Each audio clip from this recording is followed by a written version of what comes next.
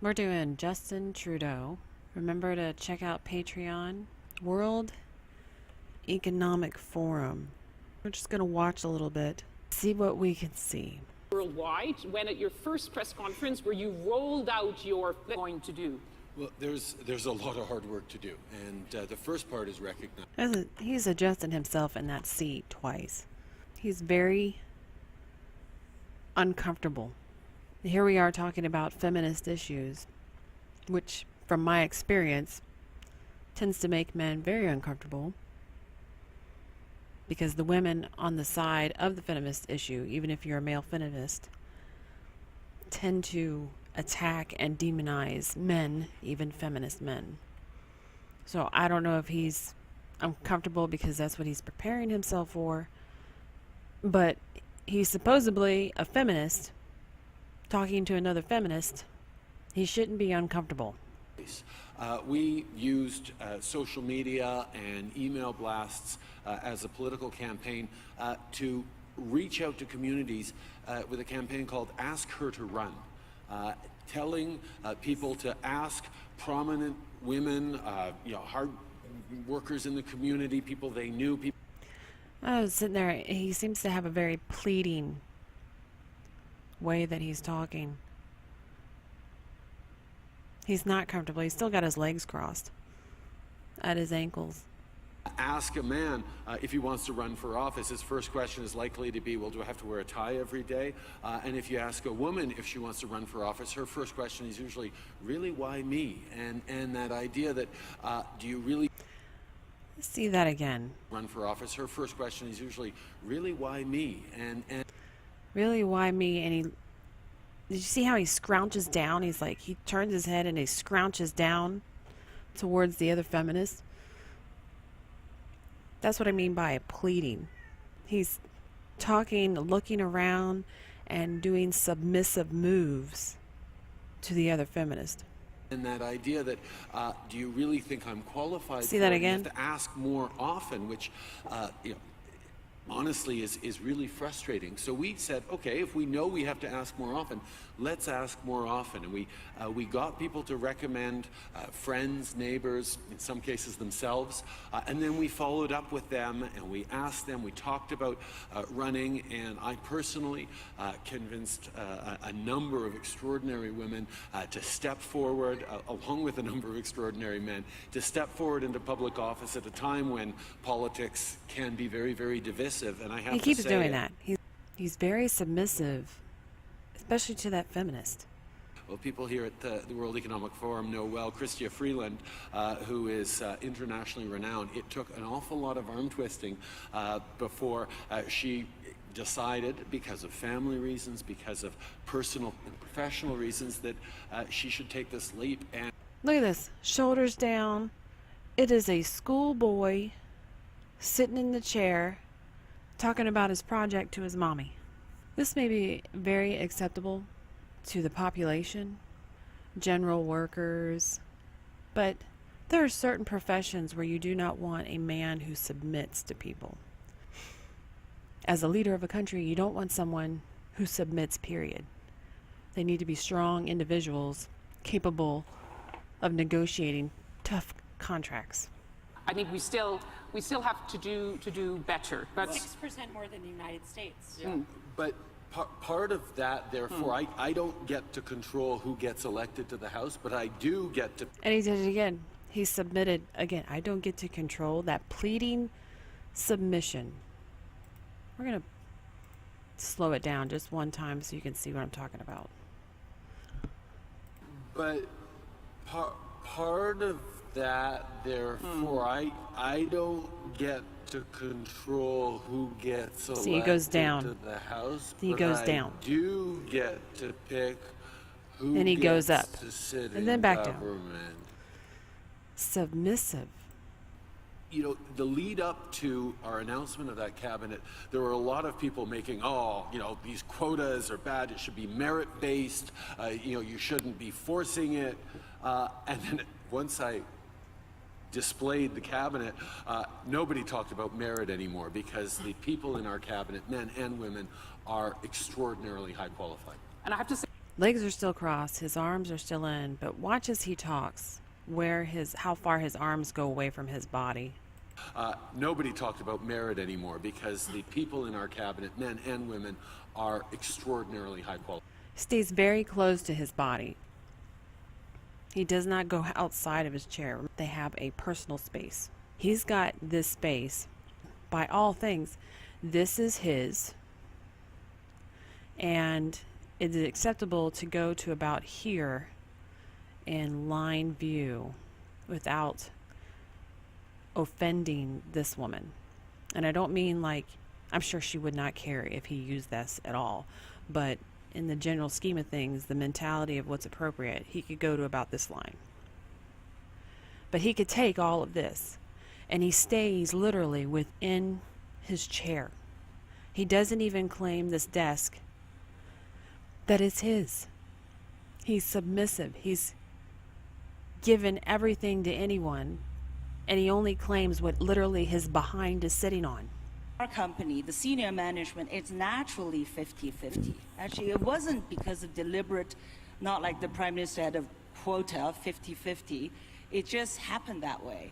And of course, the company is run by me and my husband, 50-50 partnership.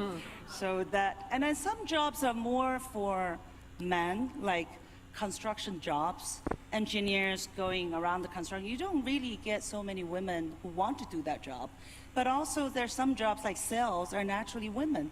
So I think it's just, if you do not have the bias and prejudice, and you just leave it to the natural choice, you probably would end up 50-50. I don't know. I have to disagree with that. Look, still submissive. Submissive. One of the challenges we have in Canada is there's a lot of young people wanting to go into the trades, and yes, right now there are a few more men than women, but you see a tremendous amount of young women who are excited about. I mean, I went to a group of welders at one point, and one was proud to wear a pink helmet. And then I talked to her, and she was actually the only one taking the underwater welding course. She was the only one pushing herself further and harder than everyone else, and all the guys were looking up to her, not just because she was in a non-traditional role, but because she was owning it and she was excelling. And just, I'd like to get to a point where I just saw, he came his arm out into her desk. He's much more submissive to the hostess than he is to this woman, and they are on friendly terms, which is why he will sit there and give some sway to her. I mean, he's not doing it in a dominance. He's doing it as in, we're friends. We can share space, we're friends. Pick is that men have to be a big part of this conversation.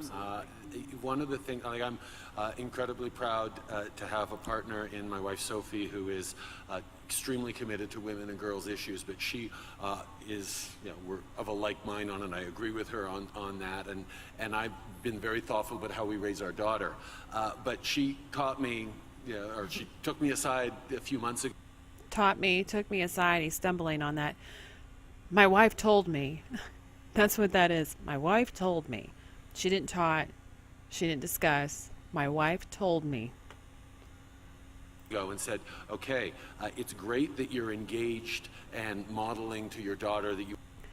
It's another tactic feminists will use on male feminists. Cheese and crackers, snacks, treats. Treats to their little male counterparts. You've been a good boy. I'm so glad you've done this. Now do blah, blah, blah. Empower and everything, but you need to take as much effort to talk to your sons, my 8-year-old boy and my 2-year-old, still a little young still, about how he treats women and how he is going to be grown up to be a feminist just like Dad. And by the way, we shouldn't be afraid of the word feminist. Men and women should use it to. I find that funny. You got an 8-year-old and a 2-year-old, and apparently they're treating women badly. I don't know what an 8-year-old and 2-year-old could be treating women badly for. But he believes this. He's not showing any kind of deception. He's not being a salesman on it. He's not trying to make a point. He believes what he's saying. It's the feminist agenda without screaming. Describe themselves anytime they want. But And he does like the applause. They started clapping, and he really enjoyed the applause. He actually sat up a little bit. anytime they See, he want. goes. But that role we have as men in supporting and demanding equality and demanding a shift is really, really important. And there's The audience has given him his treat, so he's happy now. of service for citizens out of it is at the center of our approach. Can you share a little bit of confidential information with us, because it is No, I hope you guys saw that. Let's go back so you can see it. Watch this move right here as he moves his arm. This is at normal speed. confidential information with us, because That was extremely slow. It was almost like he was trying to adjust himself without drawing attention to himself. And he was watching her.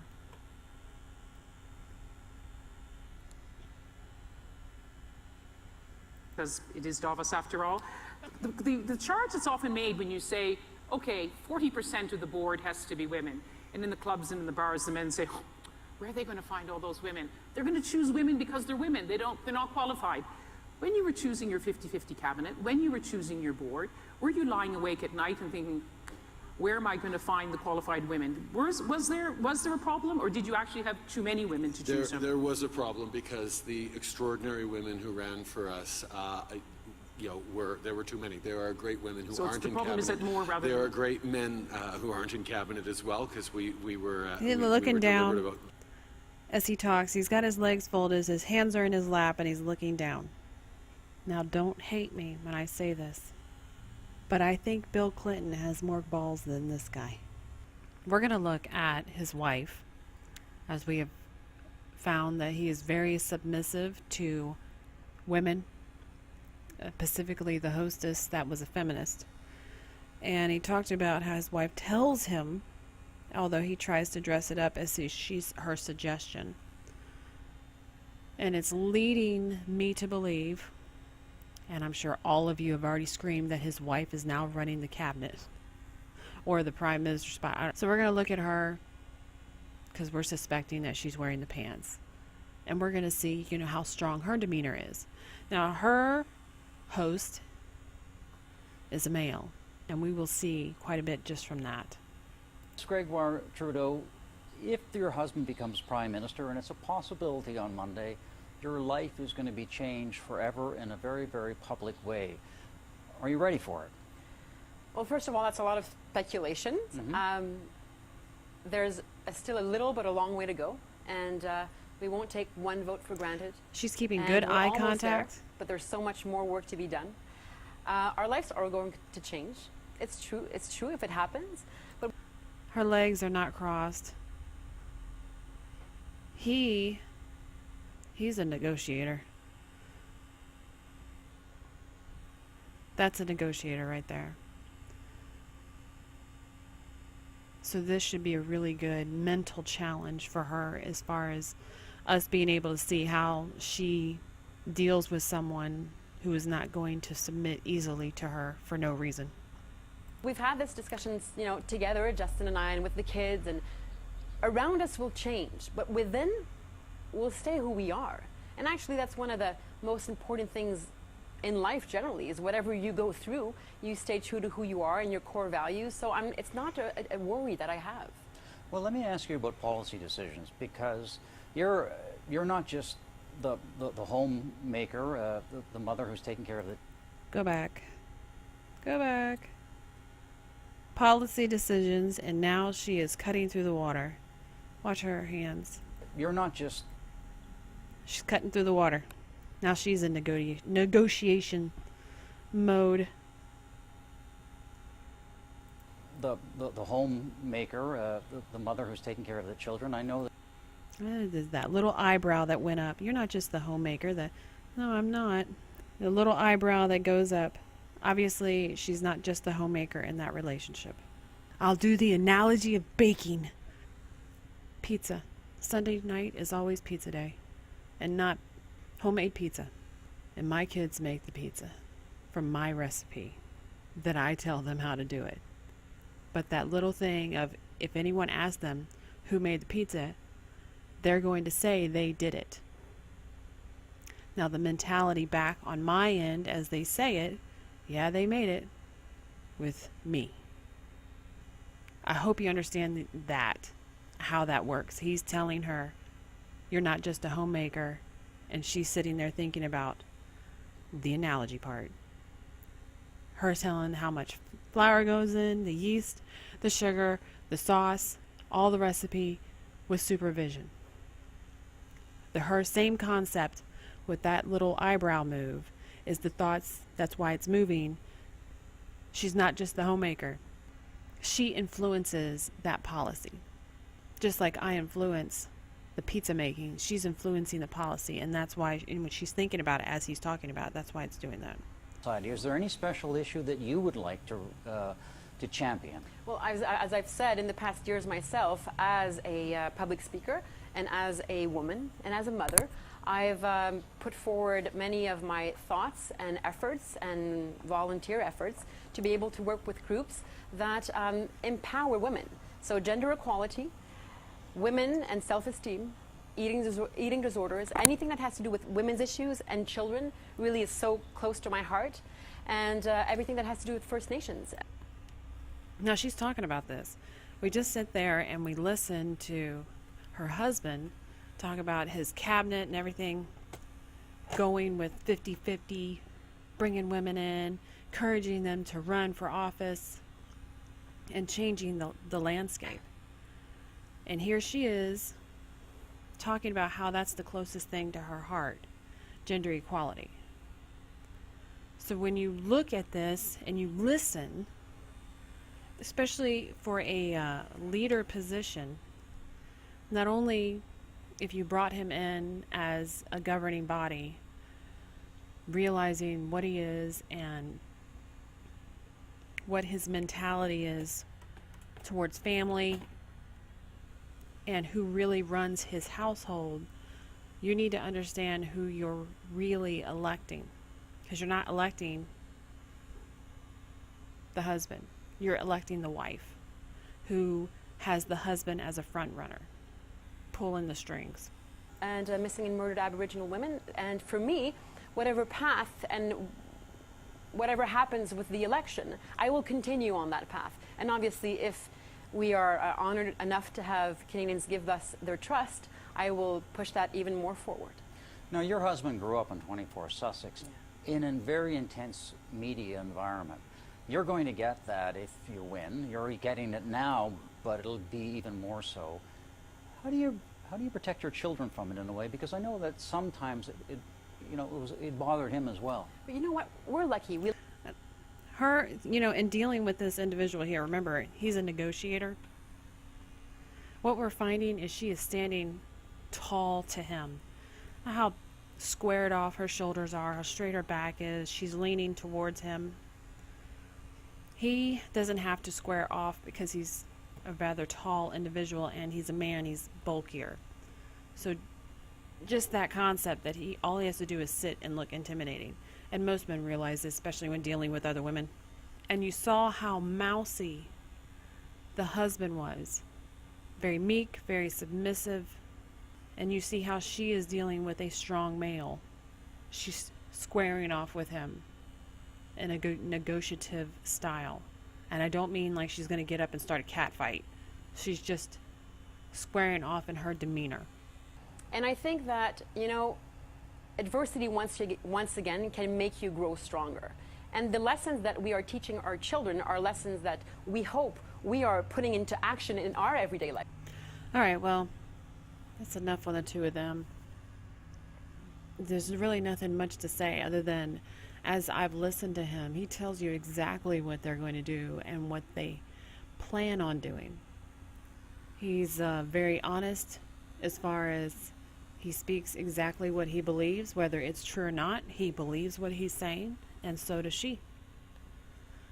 Other than he's extremely submissive, he's always looking for a treat to encourage him that he's on the right path, and he looks for that treat to come from an audience and other feminists. And the one who runs the house and runs him is the wife. That's a feminist household. That's not necessarily a bad thing. It's definitely not my cup of tea. But for him, it works. Now, running a country and you're that submissive to people you shouldn't be submissive to, not a good idea. Not a good idea. If you like it, like it. If you like the content, please subscribe. Thanks for watching. Hit the bell on my page so you can get all my notifications when I upload. And just so you know, you can ring my bell. Ring my bell.